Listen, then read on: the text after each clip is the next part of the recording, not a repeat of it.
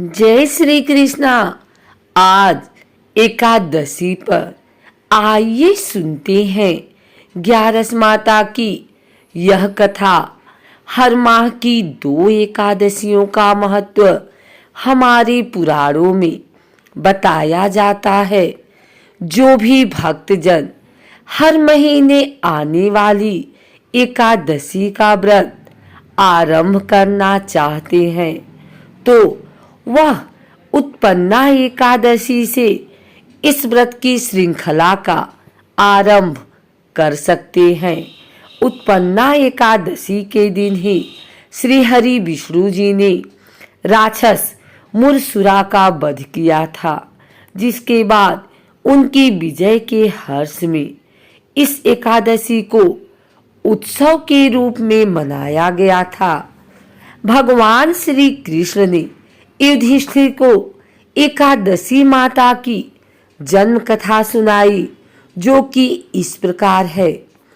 सतयुग के समय मूर नामक राक्षस ने सभी देवलोक के देवों को परास्त कर स्वर्गलोक को जीत लिया था। तब देवराज इंद्र ने भगवान श्री हरि विष्णु जी के समक्ष उस राक्षस के अत्याचारों से मुक्ति दिलवाने की प्रार्थना की और श्री विष्णु जी व मूर राक्षस के मध्य बहुत वर्षों तक युद्ध चलता रहा तथा महाभयंकर अस्त्रों शस्त्रों का प्रयोग हुआ और फिर इसके बाद दोनों में मल्ल युद्ध हुआ। वह इस दौरान विष्णु जी को निद्रा आने लगी और श्री हरि बद्रिकाश्रम चले गए और शयन के लिए हेमवती नामक गुफा में चले गए और मूर भी उनके पीछे चला गया। वह भगवान को शयन अवस्था में देखकर प्रहार करने का प्रयास किया तो श्री हरि में से एक सुंदर कन्या निकली। वह उस कन्या ने मूर राक्षस से युद्ध किया और मूर मूर्छित हो गया। बाद में मूर का सर धड़ से अलग कर दिया गया। मूर के मरते ही सारे राक्षस भाग गए। वह सभी देवता इंद्रलोक को नमन करने गए। जब श्री हरि निद्रा से बाहर आए तो उन्हें युद्ध के बारे में विस्तार से बताया गया। वह श्री हरि प्रसन्न हुए और उन्होंने कन्या को वर मांगने को कहा।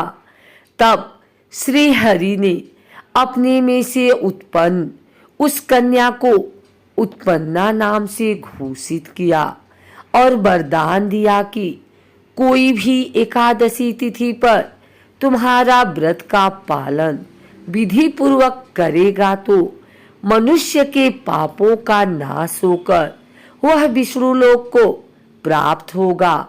आज के दिन तेरे और मेरे भक्त समान होंगे और यह व्रत मुझे सबसे अधिक प्रिय होगा।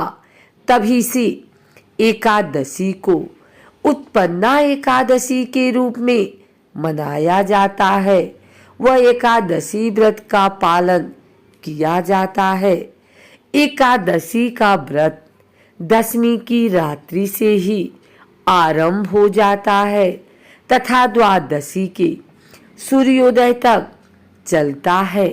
इस व्रत के प्रभाव से अश्वमेघ यज्ञ के बराबर का पुण्य प्राप्त होता है। इस दिन चावल, दाल इत्यादि किसी भी प्रकार का अन्न ग्रहण नहीं किया जाता। जल्दी स्नान से निर्भीत होकर श्री कृष्ण पूजन किया जाता है। फिर भगवान श्री विष्णु जी व एकादशी माता का पूजन किया जाता है। रात्रि में भजन गायन व सारी रात जागकर प्रभु भक्ति करने का भी विधान है। इस दिन दीपदान व यथाशक्ति अन्नदान का भी विधान है एवं जरूरतमंदों को यथाशक्ति वस्त्र, भोजन वह जरूरत का सामान दान देने का भी विधान है। उपरोक्त कथा को पढ़ने व सुनने का भी महत्व होता है, जिससे कि भक्त में भाव उत्पन्न हो तथा उसे पूर्ण फल की प्राप्ति हो सके।